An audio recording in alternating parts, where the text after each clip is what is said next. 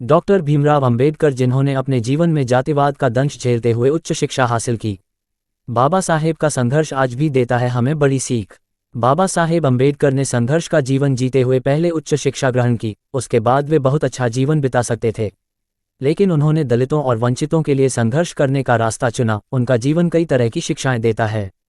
उन्होंने जो भी किया या अपनाया केवल दलितों के उत्थान के लिए ही। डॉक्टर अंबेडकर हमेशा एक स्कॉलर की तरह तो रहे ही, लेकिन उन्होंने दलितों के लिए राजनीतिक सक्रियता जारी रखी। किसी व्यक्ति की महानता इससे तय नहीं होती वह अपने लिए किन ऊंचाइयों को छू पाया, बल्कि महान लोग दूसरे के लिए किस तरह जिए और उनके लिए क्या अपनाया और क्या त्याग, ये सब कुछ उन्हें महान और शिक्षाप्रद बना देता है। ऐसे ही थे बाबा साहेब डॉक्टर भीमराव अंबेडकर, जिन्होंने अपने जीवन में जातिवाद का दंश झेलते हुए उच्च शिक्षा हासिल की, लेकिन उसके बाद उन्होंने अपना पूरा जीवन पिछड़े और वंचित तबके के उत्थान के लिए लगा दिया। उन्हें मानने वाले यूं ही भगवान का दर्जा नहीं देते हैं। 14 अप्रैल को उनकी 132वीं जयंती है, जिसे पूरा देश मना रहा है। उनका पूरा जीवन अपने आप में एक प्रेरणा है। भेदभाव से शुरू से ही परिचय। भीमराव रामजी अंबेडकर का जन्म 6 अप्रैल 1891 को मध्य प्रदेश के महू में हुआ था। वे रामजी, मालोजी, सकपाल और भीमाबाई की 14वीं और अंतिम संतान थे। उनका परिवार महाराष्ट्र रत्नागिरी जिले के आंबडवे गांव के रहने वाला मराठी मूल का था। वैसे तो पिता की नौकरी की वजह से बहुत ही गरीब परिवार के नहीं थे, लेकिन अछूत माने जाने वाली हिंदू महार जाति से होने के उन्हें बचपन से ही भेदभाव और सामाजिक प्रतिरोध का सामना करना पड़ा था। पढ़ाई में गहरी रुचि रही। अंबेडकर पढ़ाई में बहुत ही कुशाग्र बुद्धि थे। ने बम्बई के एल्फिंस्टन कॉलेज से स्नातक की पढ़ाई पूरी करने के बाद 1912 तक वे बॉम्बे विश्वविद्यालय से अर्थशास्त्र और राजनीतिक विज्ञान में भी कला स्नातक बने।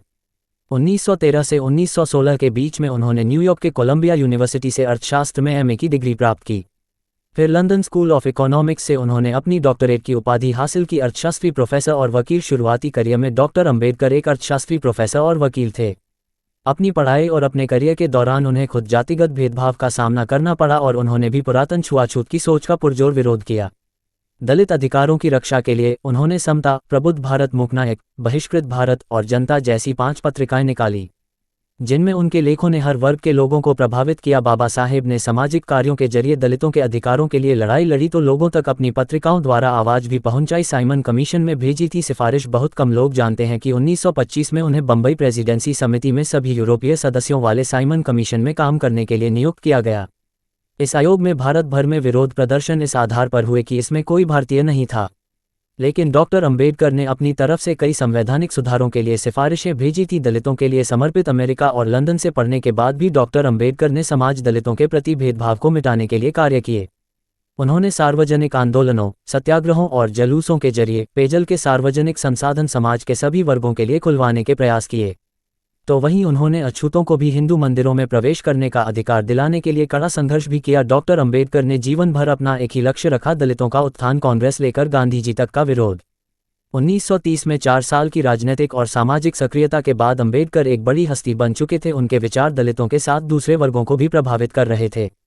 उन्होंने मुख्यधारा के महत्वपूर्ण राजनीतिक दलों की जाति व्यवस्था के उन्मूलन के प्रति उनकी कथित उदासीनता की कटु आलोचना की और कांग्रेस से लेकर महात्मा गांधी तक को नहीं बख्शा और आरोप लगाया कि गांधी जी दलितों को करुणा की वस्तु के रूप में प्रस्तुत करते रहे। अंबेडकर हर स्थिति में दलितों के लिए एक प्रभावी आवाज बने रहे। इसके लिए भले ही उन्होंने अपने सिद्धांतों से समझौता नहीं किया, लेकिन अपने विरोधियों से समझौता करने या उनके साथ आने में भी वे कभी नहीं सकुचाए। अपने सिद्धांतों के लिए उन्होंने गांधी जी का विरोध किया तो दलितों के लिए ही उनसे समझौता भी किया।